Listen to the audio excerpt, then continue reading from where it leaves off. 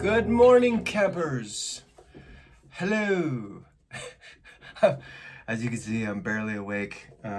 Still doing my coffee thing, but wanted to say hello to you guys and talk a little bit about songwriting process.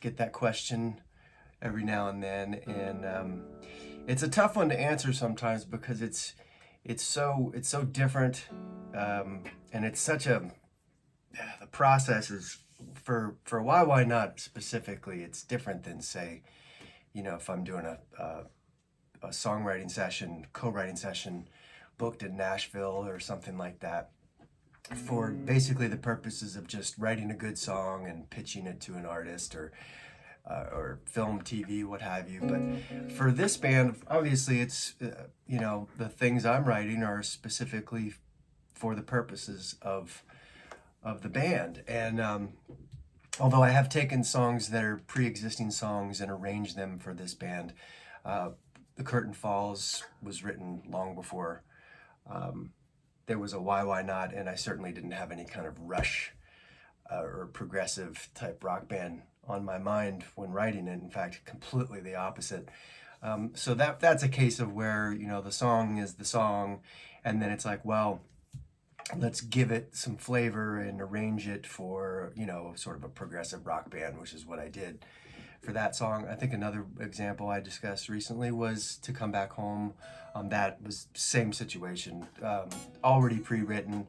So I think when people talk about like, well, you hear the Rush influence, I think that's a little bit of, the sound of Tim's bass added to it, a lot more heavy guitars with just a lot of more grandiose production that I add and the arrangements and what have you. But anyway, so as far as writing for the band, sometimes it's just a thing where I might have a title that I sort of store away, and it's something like, well, that I kind of know what I want that song to be about, but when the time comes to actually sit down and write it, then it starts sort of developing, and I will spend a lot of time just thinking about it. So, it won't leave me alone. Like I'll go a whole, maybe a week, and day after day, I start hearing melodies, I start hearing things, or I sit down just to focus on lyrical content, and then I'll just maybe get on a tangent with that. And then, as I say, it just kind of won't leave me alone until I feel like I'm writing the song and just sort of chiseling away at it. And as I'm writing, I'm also arranging. So if there's sort of guitar riffs or whatever, I'm also thinking of like, well, what could the bass do along with that? The drums. With this band, the way it's been traditionally, since we don't really write together, we don't, at least not yet, and get in a room and start hammering out ideas. I kind of have the whole thing planned out as far as what's, where the tempos are going to be, where it goes to this riff, and then it goes to the verse, where it gets quiet, where it gets loud, where it stops, where accents, all that kind of stuff, so that when I lay out the demo, and then everybody has a chance to sort of learn it and think about what they want to do to add to it.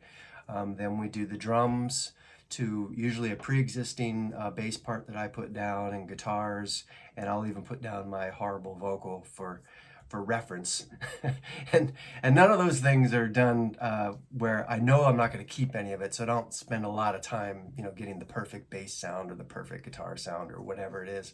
It's for the purposes of everybody to learn the song, so that when it comes time for them to replace with their stuff, and I replace most of my stuff too.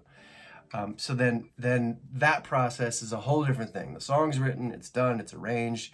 Now it's about building it up into a finished, produced track.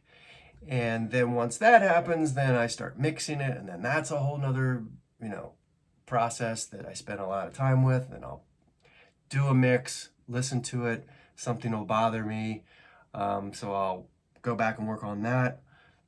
on and on it goes, day after day. I'll run once Tim's bass, which is usually sometimes the last thing. He adds the bass on the last thing. Or maybe I might do the guitar solo absolutely last. And then, get his opinions on it. We'll maybe work back and forth on the bass sound. It's like, hey, can you try it with a different sound that might work better? This and that. So that's the producing and then the mixing final stage. And then the last thing, of course, is when the track is completely mixed and it's thumbs up from everybody, is to have it mastered and then put on the album. I forgot sequencing. So that's actually second to last, because before you do the mastering, you want to figure out, well, which song comes first. And I'll spend a lot of time bouncing that around in my head, or just run it down and see how it flows. It's similar to building a set. You want to see like where should it start? Where should it sort of have some energy here? Maybe come down. What's the last song? That kind of thing. That obviously has to be a decision when you're making an album, which is rare these days because people tend to just release single songs. Nothing wrong with that, but when we put out an album, we wanted to kind of have it be like an old school thing where you're listening to it from beginning to end, hopefully, and it feels like almost like a one piece of offering, so to speak. So when you get done listening from the beginning to the end, it feels like you had some sort of overall experience listening to the record, like we used to when we were kids.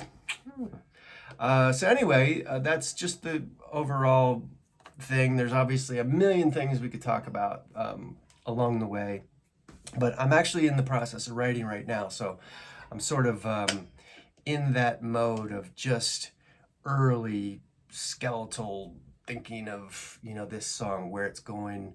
Is it strong enough to actually continue to go forward? Because everything I've written for Why Not, we've recorded. I usually don't even let anybody hear anything until I feel like myself that it's strong. And that doesn't mean they can't veto it and say, well, we disagree. We don't think it's that strong. So, but so far it's worked out where everything that's been offered up, we've used, and hopefully that will continue going forward. So anyway, enough of my yammering. You guys have a good weekend, and we will see you soon. See you soon.